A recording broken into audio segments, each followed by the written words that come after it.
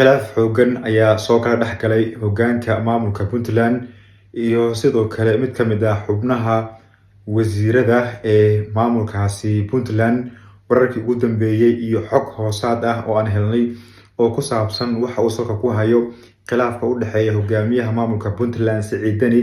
iyo wasiirkan ka tirsan xukuumaddiisa ayaa halkan idinkula wadaagaya ee soo dhawaada. Sida xoguhu ay sheegayaan, khilaaf aad u xoogan ayaa soo kala dhex galay iyo kala shaki hogaamiyaha maamul goboleedka Puntland Siciid Cabdullaahi Dani iyo sidoo kale wasiiru dowlaha madaxtooyada ee maamulka Puntland ninka lagu magacaabo Cabdifataax Cabdinuur. Xogaha aan helnay waxay xaqiijinayaan in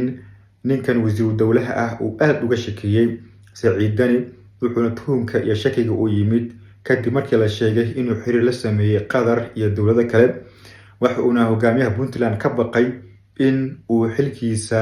la wareego ama halkaasi uu qaab siyaasadeed uga saaro,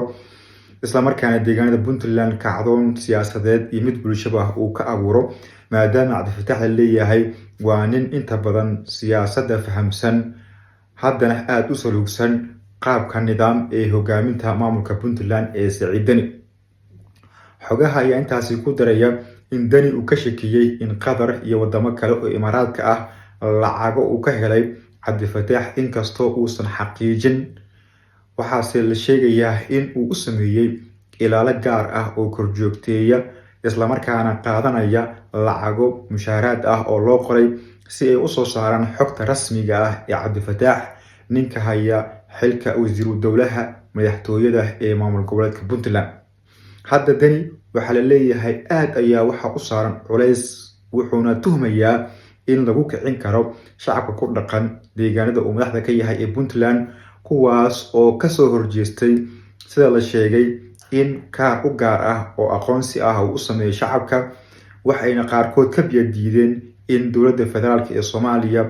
laga hor yimaado awaamiirteeda, qaabka ay wax u wado, doorashooyinka iyo sidoo kale hogaaminta guud ee dalka ee federaalka. Ha yeeshee,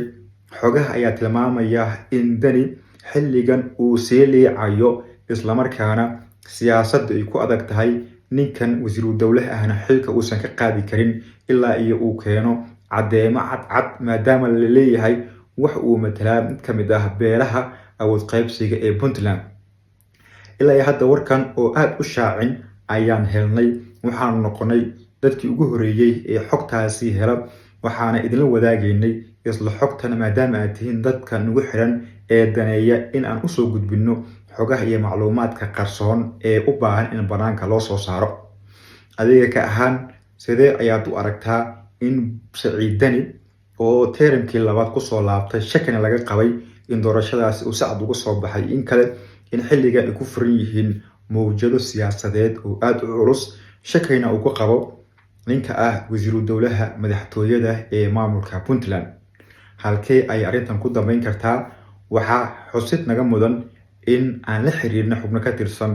Puntland, ha yeeshee aysan ka jawaabin wicitaanadeena iyo xiriirada aan la sameynay ee qoraalada ah, si ay wax uga yiraahdaan arrinta ku aadan in khilaaf xoogan uu ka jiro madaxtooyada, Danina uu soo koray culays siyaasadeed oo aad u xoogan. Haddaba isla wararkan wixii ku soo kordho waxaad noqon doontaan dadka ugu horeeya ee la socda markasta la joogo.